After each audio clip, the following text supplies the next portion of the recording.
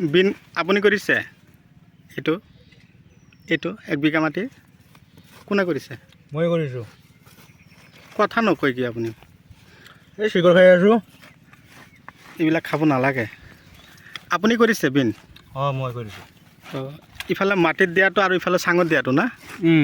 তো আগে পিছে আৰু কৰি পাইছে খেতি? আগতে কৰিছিলোঁ। হা, যোৱা বছৰ কৰিছিলে? অঁ। এই খেতি কৰিবলৈ মাটিত গোবৰ কিমান দিব লাগে? বিঘাতে 1 গাড়ী। 1 গাড়ী। তাৰপিছত ৰাসায়নিক সাৰ দিব নালাগে নেকি? এইটো লাগিবই, খেতি কৰিলে এইটো লাগিবই। লাগিবই। তো 1 বিঘা মাটিত কিমান টকা বিকিব পাৰিব?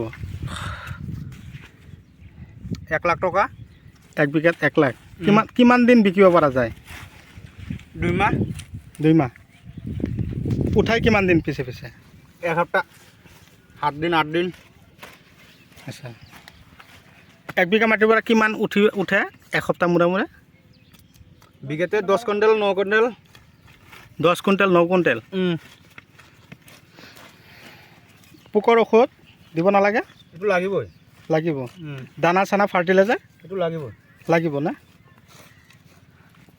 তো বন্ধুসকল,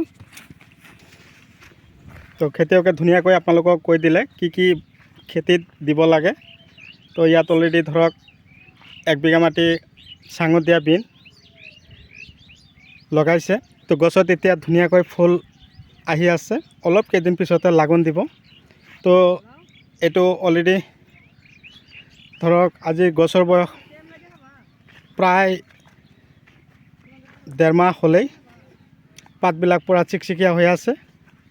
তো আপোনালোকেও যদি ভাবিছে এনেকুৱা ধৰণৰ বিন খেতি কৰিম, আপোনালোকৰ হাতত যথেষ্ট পৰিমাণে সময় আছে। জানুৱাৰী মাহ গোটেই ফেব্ৰুৱাৰী মাহতো লগাব পাৰিব। তো এইটো খেতিত কি ধৰণৰ বিধান লগোৱা হৈছে মই কৈ আছোঁ। তাৰ আগতে কৈছোঁ আপোনালোকে মোৰ ভিডিঅ'টো স্কিপ নকৰিব, আৰম্ভণিৰ পৰা শেষলৈকে নিশ্চয় চাব।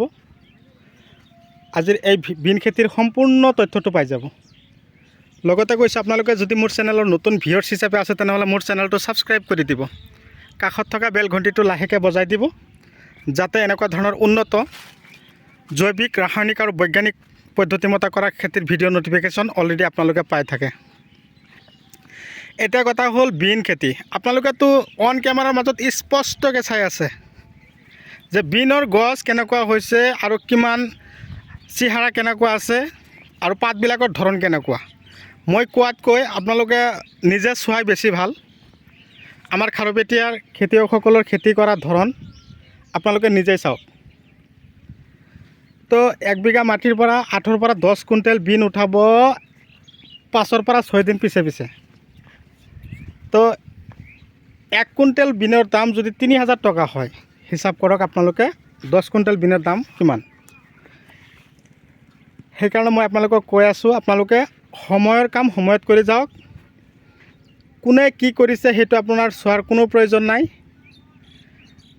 গছত চাওক কিমান ধুনীয়াকৈ ফলন লাগিছে, গোবৰ কিমান দিছে, ৰাসায়নিক সাৰ কিমান দিছে। খেতিয়কে ক'লে প্ৰতি বিঘাত ছুপাৰ ফছফেট, গোবৰটো 1 গাড়ী দিছে, super phosphate 50 kilo, urea 15, DAP 15, potash 15 kilo দি ধুনীয়াকৈ হাল মাৰি ধূলিময় কৰি তাৰপিছত আপোনালোকে গুটি দিব। ইয়াত অলৰেডি ৰানাৰ যিটো বিন আছে সেইটো লগোৱা হৈছে। এই বিনত লাগন বহুত ভাল। এটা লাইনৰ পৰা আৰু এটা লাইনৰ দূৰত্ব 2 হাত, শাৰী এটা লাইনৰ পৰা আৰু এটা লাইন তাৰমানে শাৰী 2 হাত দিব।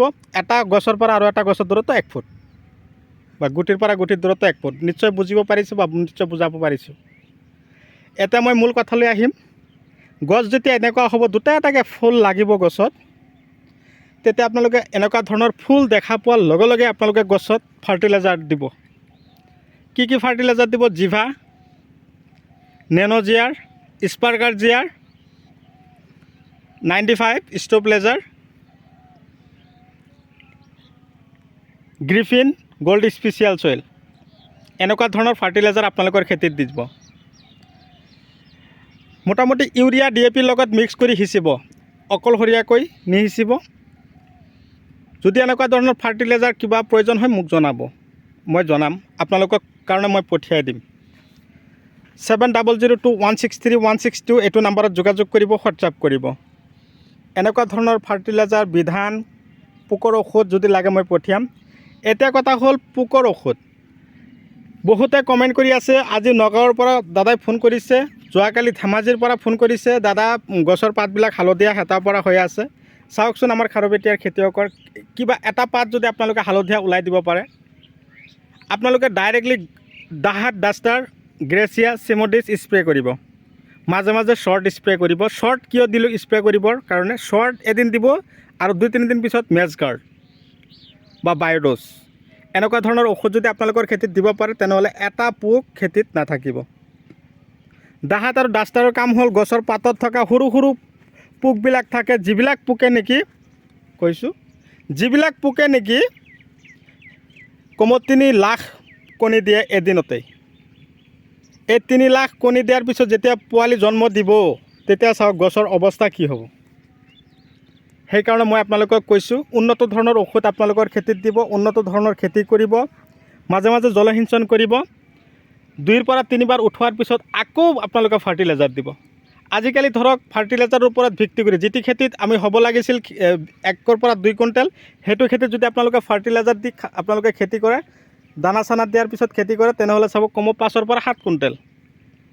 ভিডিঅ' চাই কেনে পালে কমেণ্ট কৰি জনাব, যিমান পাৰে মোৰ ভিডিঅ'টো শ্বেয়াৰ কৰিব। তো বন্ধুসকল, ভিডিঅ' চাই কেনে পালে কমেণ্ট কৰক। যদি ভাল লাগিছে আপোনালোকৰ মূল্যৱান আঙুলি এটা লাইক দিয়ক, যাতে এনেকুৱা ধৰণৰ ভিডিঅ' ন'টিফিকেশ্যন আপোনালোকৰ মোবাইলত গৈ থাকে, আপোনালোকৰ লগত যাতে মই প্ৰত্যেক দিনাই কথাৰ মাধ্যমত, আলোচনাৰ মাধ্যমত আগুৱাই যাব পাৰোঁ।